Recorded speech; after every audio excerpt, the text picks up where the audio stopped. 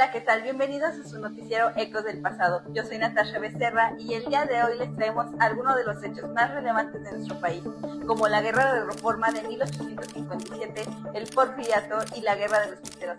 En un momento regresamos.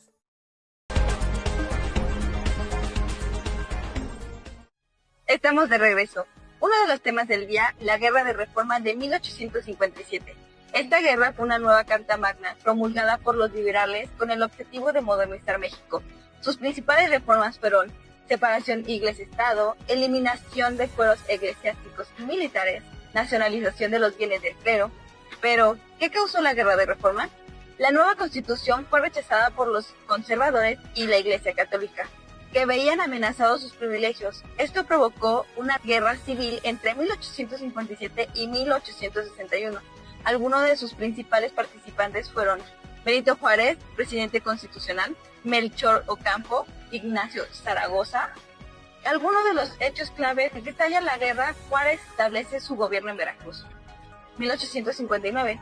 Benito Juárez promulga las leyes de reforma, confisca bienes del clero. 1860. Los liberales derrotan a los conservadores. 1861.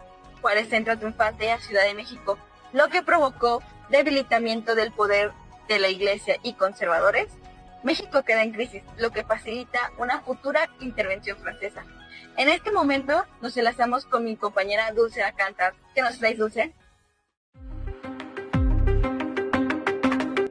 Hola, ¿qué tal? Buenas tardes. Nos encontramos en el centro de la ciudad, específicamente en el Expiatorio, para hablar sobre el Porfiriato, uno de los periodos más importantes en la historia de México. Porfirio Díaz lideró el país implementando políticas que transformaron la economía y la sociedad mexicana. Díaz era un militar político mexicano que había participado en la Guerra de Reforma y en la lucha contra la intervención francesa en México. En 1876 realizó una revuelta contra el gobierno de Sebastián Lerdo de Tejada, argumentando que buscaba perpetuarse en el poder. Después de derrotar a las fuerzas, su enfoque era pacificar el país, eliminar la oposición y establecer las bases del poder. El 23 de noviembre de 1876 asumió la presidencia de México, dando inicio al Porfiriato. Bajo el régimen de Díaz, México experimentó un notable crecimiento económico con la construcción de ferrocarriles. Es por ello que se mantuvo en la presidencia, mediante elecciones consecutivas, consolidando su poder y estableciendo un sistema de corrupción. En 1910, la situación se volvió insoportable. Estalló la Revolución Mexicana, siendo una etapa de enorme violencia y cambio, que llevó a la caída del régimen de Díaz en 1911, siendo obligado a renunciar. Con ello concluimos nuestro reportaje sobre el Porfiriato, un periodo crucial en la historia de México. Regresamos con mi compañera Natasha. Muchas gracias, Dulce, por tu reportaje del Porfiriato. En este momento los dejo con mi compañero Ismael Gómez con la Guerra de los Cristeros. Muy buenas tardes. Hoy en nuestro espacio de Ecos del Pasado hablaremos sobre un conflicto que marcó profundamente a nuestro país durante el siglo XX, la Guerra Cristera.